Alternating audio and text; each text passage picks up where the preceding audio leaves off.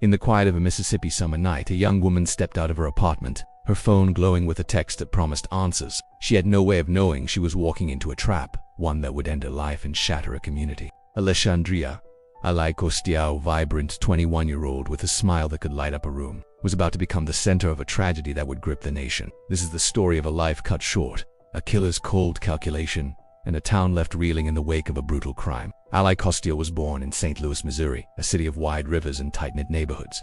From a young age, she was a burst of energy, cheerful, with long blonde hair and bright blue eyes that seemed to sparkle with possibility. Her mother, Cindy, often spoke of Ally's love for the little things, vibrant sunsets, the delicate petals of flowers, the way a room could feel alive with the right shade of pink.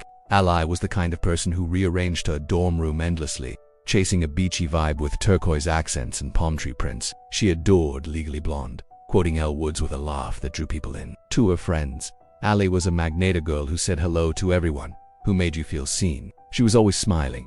A high school friend, Sammy Martin, recalled, "When I was around her, I just felt my spirit being lifted." Ally's dreams were as big as her heart. She wanted to study marketing, maybe break into the fashion industry, but more than that, she longed for love. Her mother, Cindy, remembered how Ally chose the University of Mississippi Ole Miss for its flower-lined campus and southern charm, hoping it would be the perfect place to meet a southern boy to build a life with. In the fall of 2016, Ally arrived in Oxford, Mississippi, a picturesque college town where grand white columns framed sorority houses and the air hummed with football fever. She threw herself into campus life, joining the Alpha Phi sorority, co-founding the Ole Miss Golf Club, and teaching yoga and Pilates classes. Her friend Morgan Hull described her as having a bubbly personality that drew people in. Ally was thriving, her future bright until she met Brandon Theesfeld. Brandon, a fellow business student from Fort Worth, Texas, was 22, with a charm that masked something darker. To those who knew him, he was arrogant, a self-proclaimed daddy's boy, who bragged about his father's wealth and influence. Rex Ravita, a dorm neighbor,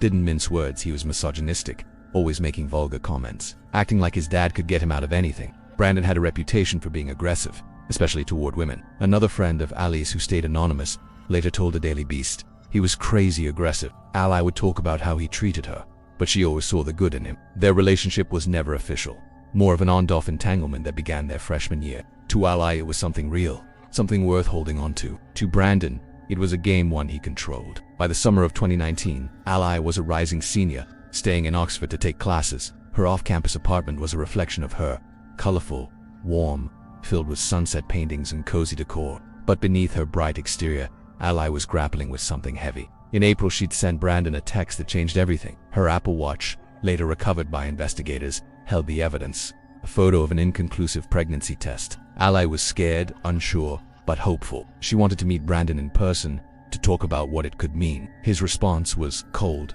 distant. "I'm not ready to be a parent," he texted, brushing her off, canceling plans, leaving her to wrestle with the uncertainty alone. For months, Ally reached out, her messages tinged with vulnerability. Brandon mostly ignored her, his replies sharp and dismissive when they came. She liked him more than he liked her, his defense attorney, Tony Ferrazzi, later admitted. But Ally, ever the optimist, held out hope. On July 12, 2019, Brandon sent a text that seemed to shift things. "I don't want to meet up," he wrote, pushing Ally to get an abortion. But days later, on July 17th, as Ally said a tearful goodbye to her parents after setting up her new apartment, Brandon messaged again. This time, he said he was ready to talk. "Meet me at the lake," he wrote. Oxford, Mississippi, is a town of contradictions. It's a cultural gem, home to William Faulkner's legacy and a vibrant college scene. But it's also a place where secrets can hide in the shadows of its quiet, tree-lined streets.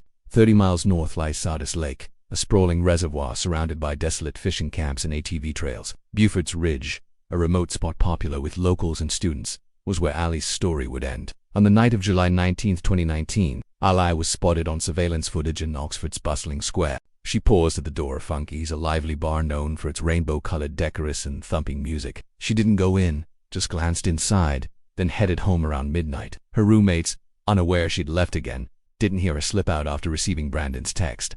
The next morning, July 20th, a Lafayette County deputy was on routine patrol near Buford's Ridge when he saw something that stopped him cold. A young woman's body lay on the ground, riddled with bullet wounds. Investigator Jarrett Bunderin later described the scene to CBSE. White female, multiple gunshot wounds to her back. "I've never worked a murder where someone was shot that many times." Ally had been shot at least 9 times, possibly 12, her body left beside a picnic table littered with White Claw cans. 11 shell casings were scattered around, painting a chilling picture. He was either sitting across from her, fired one shot, then moved around the table, firing more, Bundaran explained, tracing the path of the casings. One bullet even struck the table, as if fired in a frenzy. The brutality was staggering, the isolation of the location deliberate. As prosecutor Ben Crickmore later said, he was looking for a remote place so her body wouldn't be found.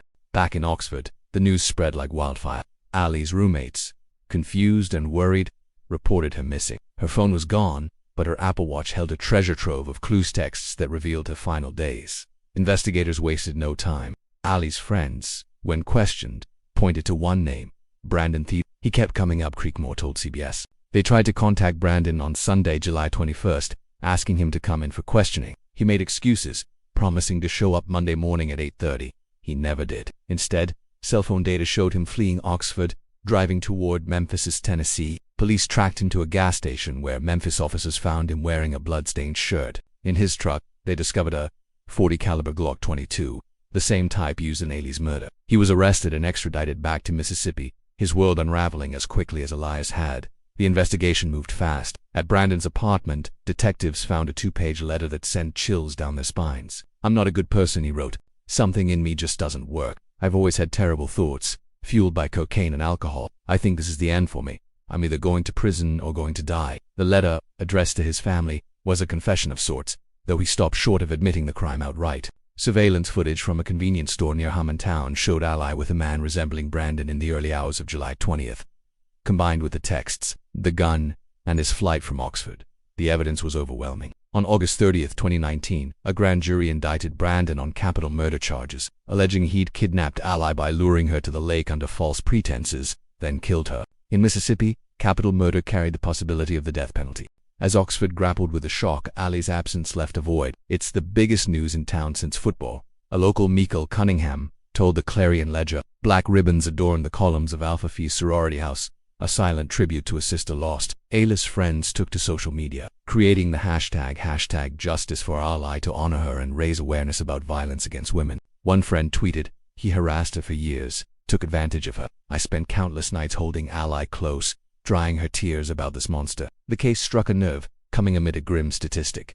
That weekend, Ally was one of 5 women killed in Mississippi, 4 by intimate partners or acquaintances. Northeastern University criminologist James Allen Fox noted that gun-related intimate partner homicides had risen 26% since 2010, with women making up nearly half of all murder victims killed by partners. The trial, delayed by the COVID-19 pandemic, didn't begin until August 2021. Brandon initially pleaded not guilty, his attorney, Tony Ferrezzi, insisting he was innocent. But the evidence was insurmountable.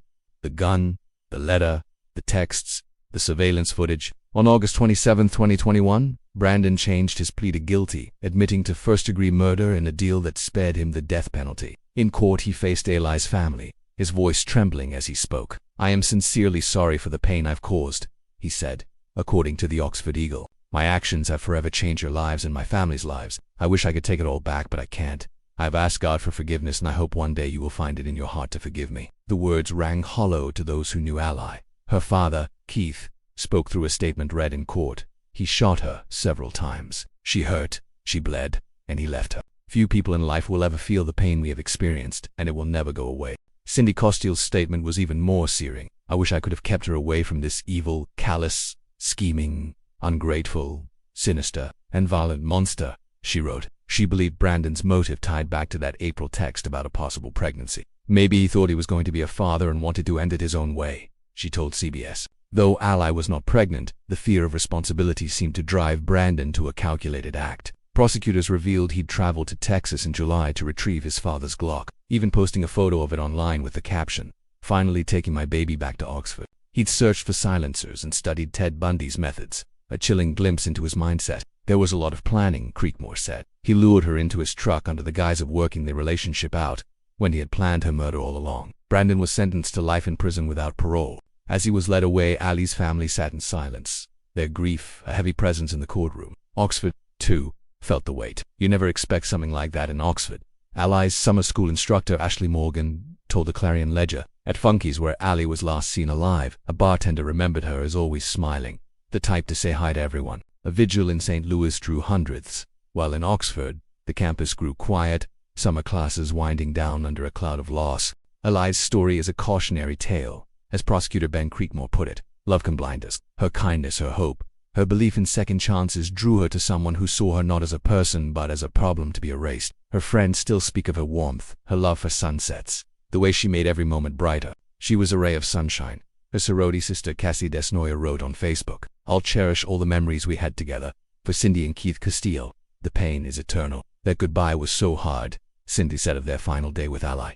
"We didn't know it would be our last one." The case of Ally Kostial, yes indeed, just a story of a crime, but as a reminder of the fragility of trust, the cost of manipulation, and the devastating ripple effects of violence. It's a call to recognize the warning signs, to listen when friends say someone isn't safe, to honor the light of those like Ally, who deserves so much more. As her mother said, her absence haunts us every day. If this story moved you, please hit that subscribe button to join our channel for more true crime stories that dive deep into the cases that shape our world. Leave a comment below with your thoughts, and share this video to spread awareness about Ally's story and the fight for justice. Thank you for listening, and we'll see you in the next one.